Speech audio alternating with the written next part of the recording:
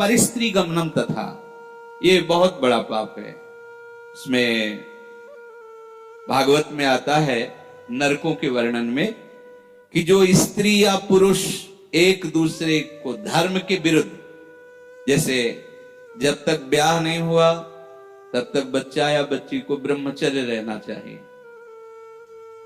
ये बड़े आनंद की बात होगी। आप रख के तो देखो, अगर आप ब्याह तक ब्रह्मचर्य रहे तो आपकी गृहस्थी ऐसी फली फूलेगी, आनंदमय होगी, देख लेना।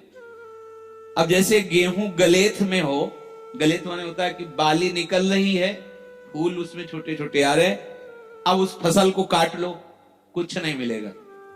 महीना 2 महीना रुको, उसको दाना पड़ने दो, परिपक्व होने दो, फिर अन्न राशि लग जाएगी। ऐसे ही ये ब्रह्मचर्य है। जो बाल्यावस्था से यौवन अवस्था तक अपने ब्रह्मचर्य का नाश करते रहते हैं, वो गृहस्थी लायक ही नहीं रह जाते। मतलब वो बात नहीं होती जो जीवन में होना चाहिए, गृहस्थ धर्म के लिए अनिवार्य। तो जो बच्चा और बच्ची ब्याह नहीं हुआ तब तक ब्रह्मचर्य का पालन करे, और जब ब्याह हो जाए तो पहले तो ये था कि नाव चले जाते थे, गांव के नाव ठाकुर, वो ब्याह तय कराते थे। ना बच्चा देखता था ना बच्ची देखती थी। कितना निष्ठा, कितनी श्रद्धा। पानी ग्रहण के समय भले वो देख ले कि फोटो वाला जमाना ही नहीं था,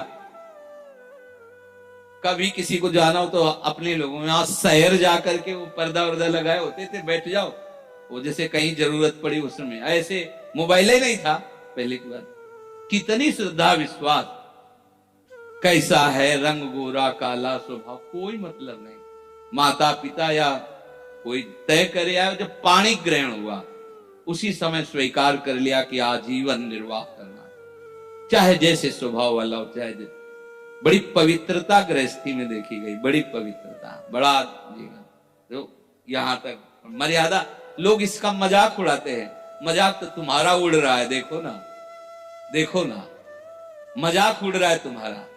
तुम्हारी क्या स्थिति है, क्या स्थिति है, अपने आप देखो तो आप खुद अपना मजाक करने लगोगे कि हमने अपना जीवन मजाक बना दिया। धर्म में सामर्थ्य होती है, धर्म में बहुत बड़ी ताकत होती है। ये जो बच्चे खिलवाड़ करते हैं या जो लोग खिलवाड़ करते हैं जानते नहीं, उसमें लिखा है कि जो स्त्री शरीर पर पुरुष से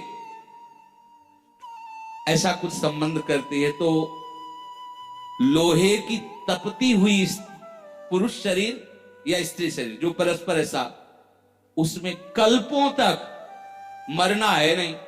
कितना दाह होगा।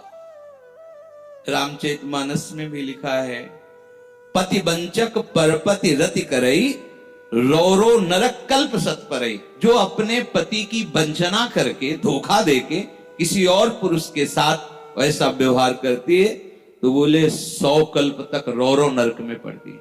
ये शास्त्र झूठे नहीं है। 100 कल्प तक रो। अगर तुम्हारे भाग्य में कहीं ऐसा पति है कि भाई लंगड़ा हो गया है, उसकी आंख खराब हो गई है, सुनाई नहीं देता है, वो रूपवान नहीं है, तो मिला तो तुम्हारे प्रारब्ध से ही है ना। तो अंध बधिर क्रोधी अति दीना, ऐसे पति करके अपमाना, नारी पाव जमपुर दुख नाना। मान लो रूपवान नहीं है, अंधा बहरा कैसा भी, भगवान की विधान से वैसा, उसे भगवान मान करके मानो, आराधना पद्धति से चलो। अगर पुरुष अपनी पति का जो भाव स्वीकार किया है उसका त्याग करके धोखा देकर दूसरी किसी स्त्री से, ऐसा घोर नरक का अधिकारी होता है वो। अगर ऐसा तो व्यभिचारी की बहुत बड़ी दुर्गति होती है। तो ऐसा कोई न समझे कि हम परिस्त्री गमन करके गोपाल शास्त्र नाम कर लेंगे तो पाप से बच जाएंगे। बकाया सामर्थ्य इतनी है कि अगर आप आज तक गलती हुई ऐसी, और आज से स्वीकार करो कि अब लो नशानी अब ना नशी हो, और आप भगवान नाम कीर्तन करो, गोपाल शास्त्र नाम कीर्तन करो, तो निष्पाप हो जाओगे। वो पाप आपको भोगना नहीं पड़े। पर अगर आगे फिर कर दिया तो पीछे का ब्याज से ही जुड़ जाएगा।